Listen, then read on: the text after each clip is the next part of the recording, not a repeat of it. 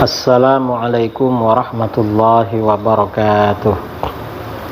Bismillahirrahmanirrahim. Alhamdulillahi rabbil alamin. Lahul hamdu wa lahul fadlu wa lahus sana'ul hasan.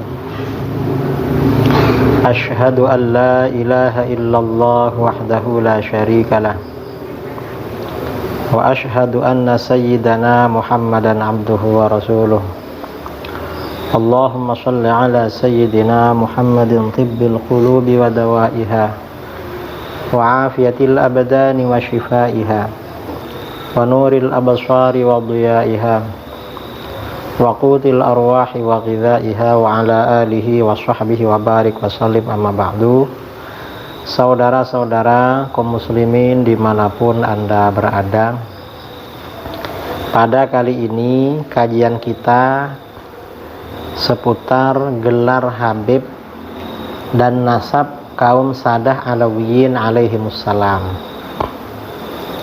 Mengapa saya membahas masalah ini?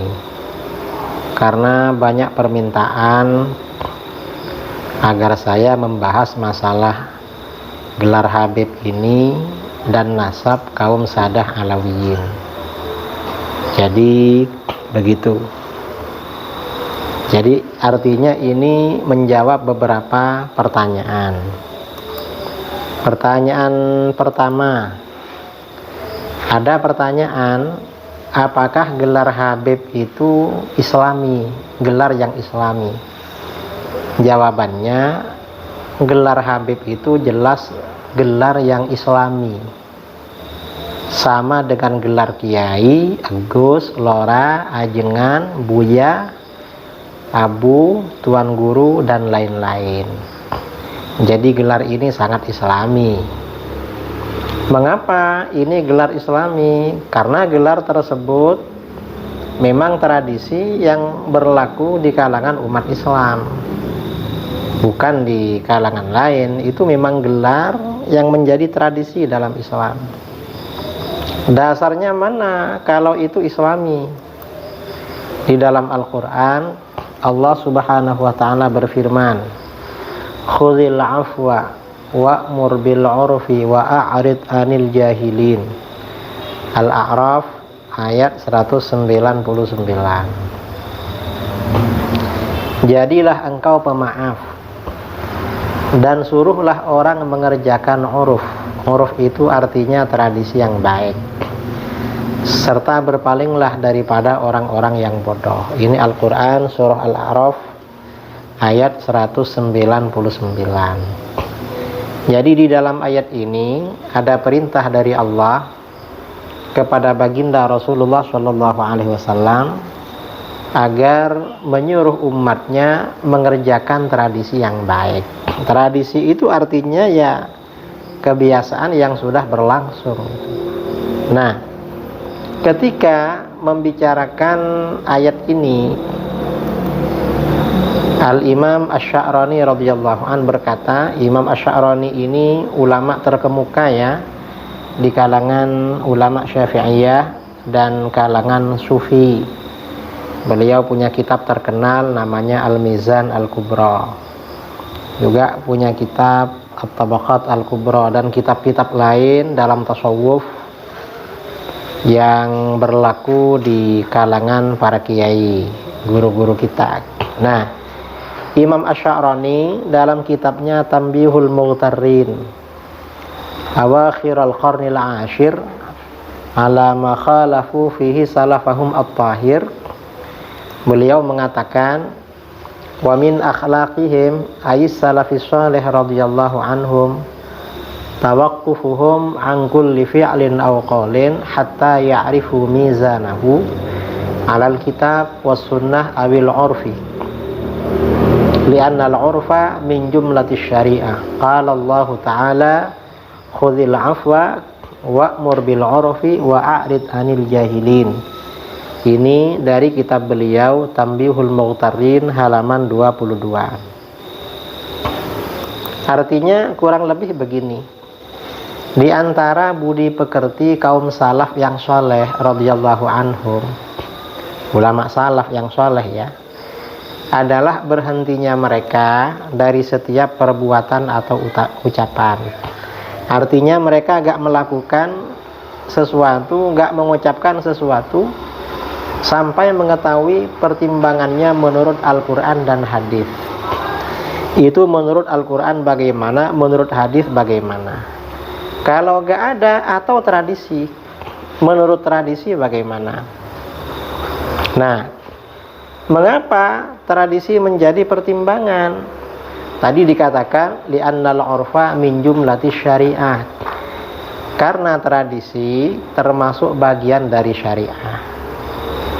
Dasarnya mana tradisi termasuk bagian dari syariah?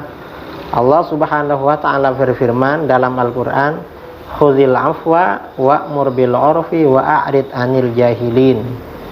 Jadilah engkau pemaaf dan suruhlah orang mengerjakan uruf, tradisi yang baik, serta berpalinglah daripada orang-orang yang bodoh. Nah, ini tradisi. Artinya panggilan Habib itu tradisi, memang tradisi. Karena sudah menjadi tradisi, berarti menjadi bagian dari syariah, dari Islam. Sama dengan panggilan kiai, panggilan gus ya bagi anaknya kiai atau lora di daerah Madura. Kalau di Aceh, kiai dipanggil abu, kalau anaknya dipanggil abi. Atau misalnya kalau di Sumatera Barat, di Riau dipanggil buya, kalau di Medan dipanggil muallim, kalau di Indonesia Timur seperti di Sulawesi, di Nusa Tenggara Barat, di Kalimantan Selatan dipanggil tuan guru. Itu tradisi yang sangat islami. Jadi begitu.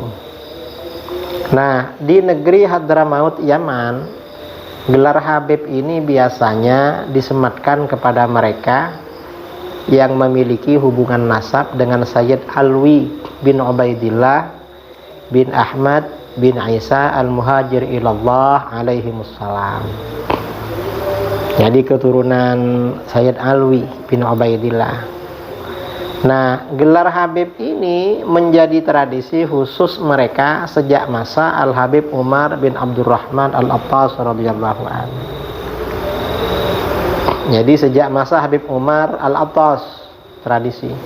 Karenanya para ulama Alawiyin ya, yang sebelum Habib Umar nggak dipanggil Habib, seperti Syekh Abu Bakar bin Salim. Karena sebelumnya memang tradisi ini belum berkembang. Setelah berkembang baru dipanggil Habib.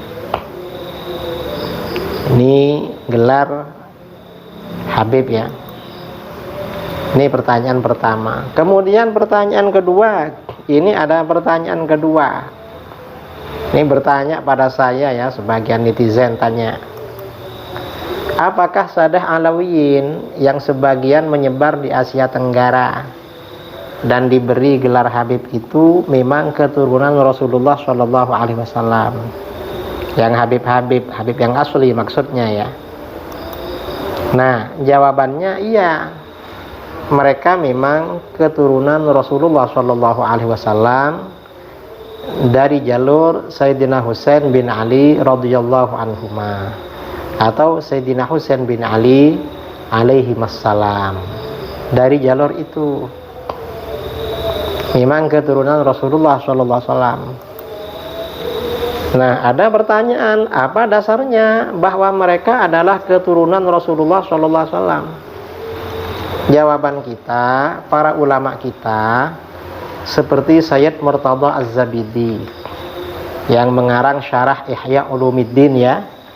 Beliau punya kitab Ithafus Sadah Al-Muttaqin ya. Jadi beliau ini Sayyid Murtada Az-Zabidi, pengarang syarah Ihya yang terkenal sebagai ulama sufi, ahli hadis dan ahli bahasa, juga guru ulama Nusantara Syekh Nawawi Banten, juga pendiri NU Hadratus Syekh Ki Hasyim Asy'ari, juga ulama Nusantara kontemporer yang lahir dan wafat di Mekah Syekh Yasin Al-Fadani. dan lain-lain mengakui kalau mereka memang sadah ahlul bait, memang sayyid memang. Ini misalnya ya, misalnya Sayyid Murtadha Az-Zabidi. Sayyid Murtadha Az-Zabidi ini punya karangan kitab ya. Nah, Sayyid Murtadha Az-Zabidi ini punya karangan kitab Ar-Raudhul Jali fi Nasabi Bani Alawi. Jadi dalam kitab khusus ini beliau menjelaskan kalau Alawiyin yang sekarang di Indonesia keluarganya banyak dipanggil Habib, ini memang keturunan Rasulullah Shallallahu Alaihi Wasallam. Dan ini ya cukup bagi kita orang selevel Sayyid Murtadha Az-Zabidi. Syekh Nawawi Banten misalnya dalam syarah Sulam Taufik juga bilang begitu. Atau misalnya ini ya ulama Mekah, ada pasti ya kalau kiai-kiai di Indonesia terutama yang pernah di pesantren tahu kitab yang namanya Is'adur Rafiq wa Bughyatus Shadiq. Ini syarah Sulam Taufik. Nah, di sini Syekh Muhammad bin Salim bin Sa'id Babusail Asy-Syafi'i, ulama Mekah. Dan kitab ini menjadi rujukan yang otoritatif, yang muktabar di kalangan NU. Di sini beliau jelas sekali ketika menyebut pengarang Sulam Taufik, beliau bilang apa? Sayyidi wa sanadi al-Habib Abdullah bin Husain bin Tahir bin Muhammad bin Hashim Ba'alawi qaddasallahu arwahahum. Artinya bagaimana? Is'adur Rafiq ini mengakui kalau ini memang Sayyid pengarang Sulam Taufik. Ini Is'adur Rafiq. Ki Hasyim Asy'ari dalam karangannya juga begitu, mengakui juga. Atau misalnya yang modern ya, yang ulama Indonesia yang lahir dan wafat di Mekah. Misalnya Syekh Nawawi Banten. Ini saya punya himpunan sanad-sanadnya Syekh Nawawi Banten. Nah, di sini di bagian pertama ketika menjelaskan sanad Sahih Bukhari, Syekh Nawawi Banten ini menjelaskan sanadnya, kata beliau, akhbarana al-allam al-muhaddits al-faqih al-mu'ammar Syekh Umar bin Abi Bakar Bajunaid al-Kindi al-Makki. Kemudian Anis Sayyid Ahmad bin Zaini Dahlan wa huwa an syaikhaihi al-mufti as-Sayyid Muhammad bin Husain al-Habasyi al-Makki asy-Syafi'i. Jadi Sayyid Ahmad bin Zaini Dahlan ini berguru kepada Sayyid Muhammad bin Husain al-Habsyi. Dan ini Sayyid Muhammad bin Husain al-Habsyi ini kan ayahnya siapa? Sayyid Ali bin Husain, Sayyid Ali bin Muhammad bin Husain al-Habsyi yang punya Syimtud Durar itu. Dan ini zuriatnya banyak di Indonesia. Nah, ini artinya apa? Syekh Nawawi Banten juga guru beliau dan gurunya lagi Sayyid Ahmad bin Zaini Dahlan ini mengakui kalau al-Habsyi itu keturunan Rasulullah SAW. Nah, kita ini cukup dengan pengakuan mereka. Oh, mereka aja mengakui, masa kita agak mengakui? Dan kita di Nahdlatul Ulama, di kalangan pesantren, memang kitab-kitab yang kita pelajari kitab mereka. Karangan Sayyid Ahmad Zaini Dahlan seperti Syarah Jurmiyah, atau muridnya beliau ya, I'anatul Talibin, muridnya Sayyid Ahmad Zaini Dahlan, Sayyid Abu Bakar Syata' Dimyati. Pasti mengakui juga sama gurunya Sayyid Muhammad bin Husain al-Habsyi. Berarti marga al-Habsyi ini memang keturunan Rasulullah SAW. Enggak ada artinya seperti ini cukup sebenarnya. Kalau mereka sebenarnya sayyid, sama dengan sayyid-sayyid yang lain di Indonesia yang memang mereka dari keturunan Alawiyin. Ada yang menggugat, perlu apa gak perlu pembuktian kitab dari abad keempat. Ya kalau mau mencari silahkan dicari, tapi ya jangan dipaksa-paksakan cari seperti itu. Karena sekarang ini abad ke-15 Hijriyah, bukan abad ke-5, jauh kalau abad ke-4. Kita ini jangankan masalah nasab, fikih Syafi'i yang banyak kita ini, kitab-kitab yang kita kaji sumbernya kan setelah abad ke-6, sejak masa Imam Rafi'i dan Imam Nawawi, lalu periode berikutnya. Artinya gak langsung pada ulama Syafi'iyah abad ke-5, ke-4, ke-3, apalagi kepada Imam Syafi'i. Bahkan sebagian pendapat Imam Syafi'i itu kita jumpai di kitab-kitab ulama abad ke-7, dan kita percaya sama itu. Kita gak menggugat. Ini kan ulama abad ke-7 ya, misalnya tentang hadiah pahala bacaan Quran pada orang mati, Imam Syafi'i mengatakan tidak sampai. Yang bercerita siapa? Ibnu Katsir dalam tafsirnya. Padahal Ibnu Katsir ini kan hidup pada abad ke-8 Hijriyah. Apa Ibnu Katsir gak dipercaya? Ini kan abad ke-8, perlu pembuktian dari ulama Syafi'iyah abad ke-3 atau abad ke-4. Ya repot kalau seperti itu. Memang kitabnya gak ada sama kita memang, dan kita percaya sama itu. Mengapa? Karena Ibnu Katsir memang orang yang bisa dipercaya, baik dalam tafsir, dalam hadis, atau dalam fikih dan lain-lain. Apalagi sekarang ini memang kitab-kitab yang dikaji di Indonesia itu kan kebanyakan kitab-kitab abad 10 Hijriyah. Paling lama kitabnya Imam Nawawi, Minhajut Thalibin.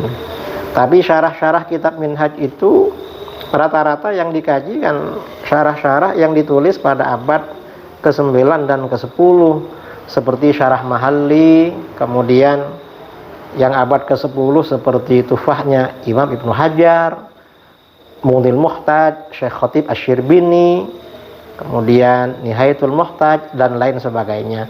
Kita nggak perlu menggugat-gugat sampai harus sumbernya dari abad ke-3, ke-4, nggak perlu seperti itu. Karena para ulama kita ini memang banyak yang dipercaya, memang kita percaya pada mereka yang menjadi sumber ajaran agama kita. Maka informasi yang lain juga kita percaya, termasuk tentang masalah nasab. Jadi saya kira membicarakan nasab para habaib, para sadah alawiyin, ini ya kalau pembicaraan untuk menyaksikan mereka ini buang-buang waktu. Kita ini berarti meninggalkan tradisi keilmuan kita di dalam agama. Tradisi keilmuan kita di dalam agama memang percaya sama guru-guru kita, para ulama yang menjadi sanad keilmuan pada kita, seperti Syekh Yasin Al-Fadani, Hadratus Syekh Ki Hasyim Asy'ari, Syekh Nawawi Banten, kemudian Syekh Murtadha Az-Zabidi dan ulama-ulama yang lain. Nah, saya kira ini tanggapan saya terhadap permintaan sebagian netizen ya, baik melalui komentar di YouTube maupun yang beberapa orang sempat kirim-kirim WA pada saya.